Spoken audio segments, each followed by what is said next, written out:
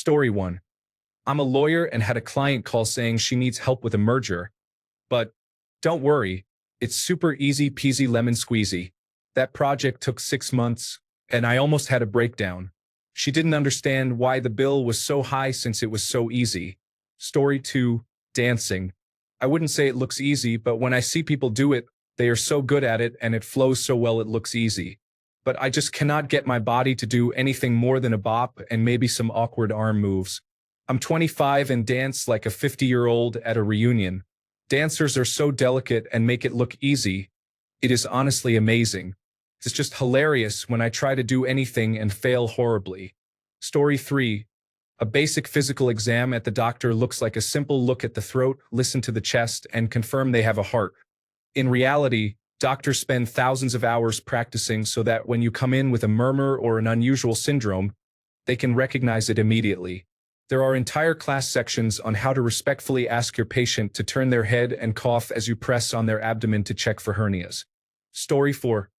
Everyone thinks it's great fun and likes to offer suggestions, but every tree, lake, and other natural feature has at least a dozen variations, which you can't repeat for emergency service reasons.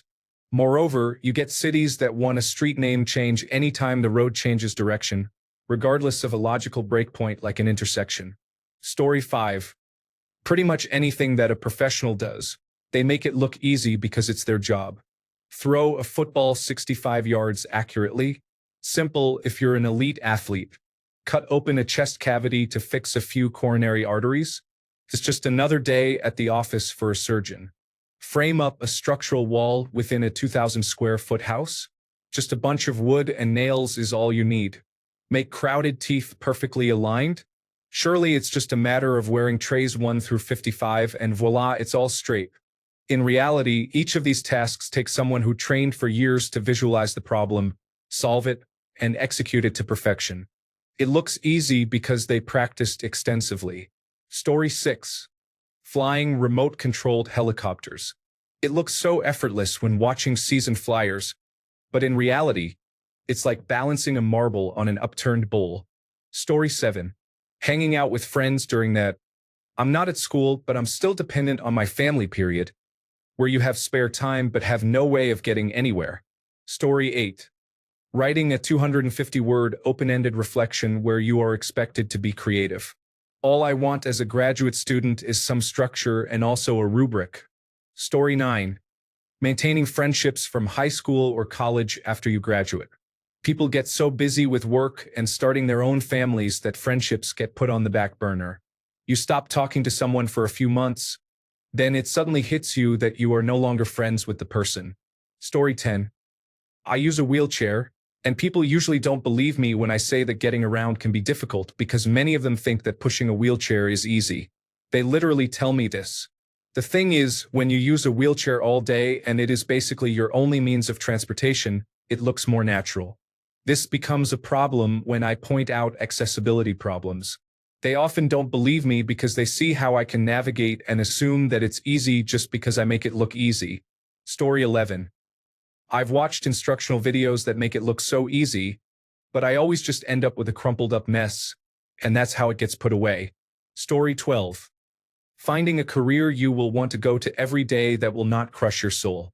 Remember when you were young, and teachers told you that you could be whatever you wanted to be? Yeah, not so realistic when you want to pay bills and maybe have a little beer money too. I did not go to college and struggle with the thought of not being able to have a lateral career move without a degree. But then I see my friends absolutely floundering with their student loan payments and think maybe I do not have it so bad after all. Story 13. Beekeeping. You see videos of these old men in their veils and beekeeping suits, and it makes it seem so relaxing and easy. Turns out that bees aren't so good at finding enough food on their own. They can get sick really easily, and in the winter they can develop mold. Have you ever seen moldy bees? Sometimes they're not even dead. It's still worth it, though. Thank you so much, fellow beekeepers. I didn't have time to answer a lot of the questions, and in looking through them, I saw a wonderful, beautiful community bringing awareness and knowledge. Also, thank you for the recognition. I'm glad my experience with bees has garnered so much attention, and I really appreciate the insightful knowledge being shared here. Story 14. socializing with people. I have severe social anxiety, and even small interactions with strangers and some people I have known for a while are really hard for me. I do not hate people or dislike being around them, but I am just awful at keeping conversations going or initiating them. Outgoing people make it look very easy. For me, it is not. Story 15. Playing an instrument. I have played most percussion instruments, trumpet, some baritone, and was first chair tuba/sousaphone for 4 years. The difficulty varies based on the instrument and physical attributes. Story 16. Forget You, duvet covers. Forget You hard. Edit. Wow, I thought it was just me that had lifelong problems with them. Rest in peace inbox and massive thanks for the gold and silver. Story 17. Being in your 20s. As a clueless kid, I thought by now I would have everything figured out and my life on track. I'm still clueless, but now I also have depression. Story 18. Golf. I feel like most people think they can just grip it and rip it and don't take into account how hard it is to have a consistently good swing with solid contact. Story 19. Committing suicide. Looks easy, but when the time comes, it can be very hard to commit to it. Then you spiral further down the rabbit hole thinking you're so worthless you can't even end your life. True story. Edit. Didn't expect such a turnout. I'd like to thank those who gave support and all of you sharing parts of yourselves. It's very sad to see so many in the same situation. A little worried it may become overwhelming. Thank you, everyone. Hang in there. Not like that. Put the rope down. You've been great. Story 20. I've seen a couple of posts about how someone could exploit desperate guys on Craigslist by buying women's panties, spritzing them with perfume, and then selling them online. Where it's so easy. Nowadays, buyers want to see photos of a real woman in the exact pair they'll be buying, or proof in the form of being Panty Trust certified. They'll want extras or special requests for their order, and the vast majority of them will disappear when it comes time to actually pay. You'll have to sift through hundreds of responses to your ad, knowing most of them will be time wasters just trying to get a little dirty talk or some photos. My advice? Don't bother. Leave it to the cam girls who make some side cash off selling their panties, because there's always going to be someone willing to go a step further than you, and they will be the one to make the sale. Story 21. Marriage. I think many people believe that they will be romantically in love with the person they are marrying. In many ways you do, but most with long successful marriages will tell you it takes work to make a marriage last a lifetime. That level of commitment is hard to maintain.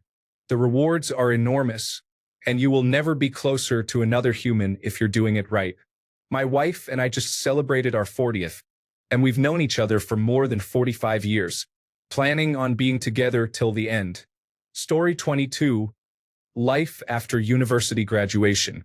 People always say that they can't wait to graduate, but little did they know it's just going to be an uphill battle from there. Story 23. Math. I swear to God, pieces of my soul became trapped in math work and perished when I burned them.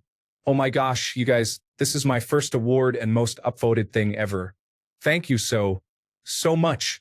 Story 24. It's like Lego sets. Anyone can follow the instructions and make the Millennium Falcon. But it's a whole different ballgame when you're given a pile of assorted blocks and someone says, okay, now recreate the Taj Mahal. But the client wants it to look like Big Ben. It also needs to be able to interlock with the Sphinx, the Great Wall, the Eiffel Tower, and the Mahjong Temple to create a super monument. Yes, I know the Mahjong Temple hasn't been designed yet. Just make some good guesses. We can add parts to it once we know what we need. Story 25. I'm about to finish wrapping up my first ever seriously long-form piece of writing. It's going to be about 160,000 words all told. You may think to yourself, that's not too long. I can read a book that length in an afternoon, or I can knock that out in a month or two, just writing a couple thousand words a day, or you just tell a story and it all leaps out fully formed, and you'd be wrong. Writing, as enjoyable as it can be for author and audience, is a lot of work you just don't see. Yes, you see the finished product, but what you don't see are things like drafts, discarded scenes, variant writings, conversations with editors, free writing exercises, and all the sheer ideas that come up and don't make it. I'd estimate I have easily spent more than 1 million words behind the scenes making this project happen. It sounds easy, You have a plot and you make it happen starting at page 1 and go through to the back cover. A lot of my writing is somewhat out of order. Starting from page 1 is honestly a snooze fest and chore. I don't want to read the part of the fantasy story that's farm boy baling hay, and nobody really likes that part either unless they're a medievalist and the book goes full Tolkien about how that works. I have probably deleted 75% of all the words I've ever spawned for the product. Beyond spewing words, there's tone to mind, characters to track, continuity, foreshadowing, building, managing tension, avoiding cliches or stupidity, making imagery, dialogue that's nice to read and also you can imagine being spoken. And this has to all be managed under a word count that's enough for your reader to get the point without boring them or wearing your fingers to nubs. Want to know how long it's taken me to write this thing? 2 years. I've loved it, but it was way harder than it looks when you just see the finished product and can just think I sat down one day and made it all come to life without complication. Writing a novel-length piece of fiction is tough. I plan to do more, but I no longer have the idea I'll be able to just pump out a piece every couple months like clockwork at a couple thousand words a day. Story 26. Gardening. It isn't just water it and you're good. It's constant attention, care, and maintenance. It's really a lot of work if you have a decent-sized garden, but in my opinion, well worth it once you're eating what you grew. Edit. Sometimes I can't figure out formatting. Story 27. There is a huge difference between being a scientist and being a fan of science. Both are important, but they are not the same. A lot of people take a science class or start following a science-based Facebook, Twitter, or subreddit and only see the successes. Science is a critical, thought-heavy endeavor that requires equal parts patience, intelligence, and luck. As a researcher doing basic science, you are going to have over 90% negative data. For every scientific publication you see, there are months or even years of negative data behind it.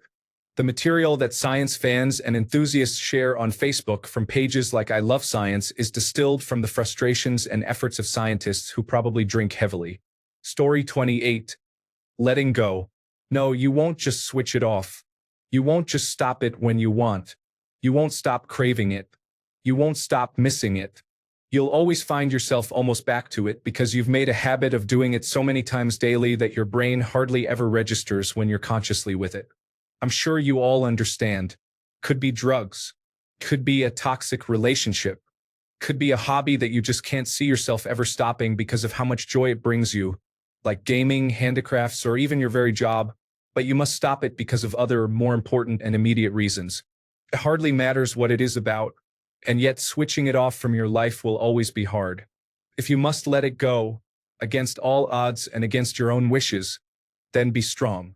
You'll probably never be prepared for it, no matter how much you steel yourself. But you can hang on. Story 29. Diapering a baby. Feeding a baby. Getting a baby to sleep. Looks easy until you have 12 babies in your classroom that all need to be diapered, fed, and rocked to sleep in the next 15 minutes. Story 30. Being a good dad is tough. I have an 18-month-old daughter, and my wife is expecting. I get up for work, and 12 hours later, I'm back at home.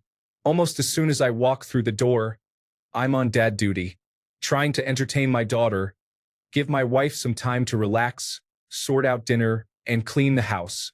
All these things need to be done, and the time to do them doesn't exist. Then there's time to exercise, which I haven't, spend quality time with my wife, and then hobbies. I'm a gamer. It's a thankless job at times, but man, if my daughter's hugs don't just melt me every time. The real heroes are the single parents and those with kids with disabilities. You have strength beyond comprehension. Story 31. Making an actual quality meme. Inside jokes are normally easy, and memes for content-specific subreddits are really easy, but making original content for a wider audience, such as Reddit memes, then it feels almost impossible to make content that will be widely liked. Story 32. Being a kid. You cannot choose what to eat. You cannot just find night shift work if you are not a morning person. You cannot relax after school because you go home with stacks of homework every day. You have difficult peers that you are forced to be around every day. You are always under supervision, and nobody takes you seriously. Do not get me wrong. It is full of fun times, and I still miss it, but we take adult life for granted sometimes. Story 33. telling the people closest to you that you're not okay and that you need help. You think about it and you play it out in your head. Then your brain takes the worst possible response or outcome that could happen if you reached out and puts it front and center on repeat. Any legitimate reaction or discussion is then hidden behind the thought of being ridiculed for weakness, having your flaws pointed out mockingly, or minimizing the situation, etc. So, then you hide it, you fake it, and just cruise through the day on autopilot until a week or two passes by and you consider it again. You repeat the cycle, continuously beating yourself up in your own head.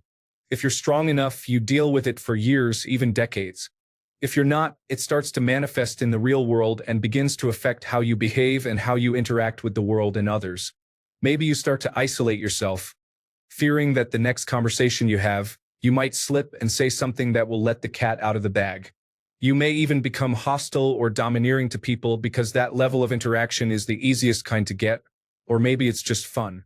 Or, in the worst case, you turn to different substances to just make it go away for a while. You go through these motions over and over again, but you just end up back at the beginning, thinking about how all the friends you went to school with are now married with kids, are buying their first homes, or are finding their rhythm with their careers and are starting to climb the ladders in their respective fields, maybe both. While you sit here, alone, putting thoughts that you've had for months into text, kind of hoping that it gets buried. All because you couldn't find a way to say, I don't know what I'm doing, and I need help.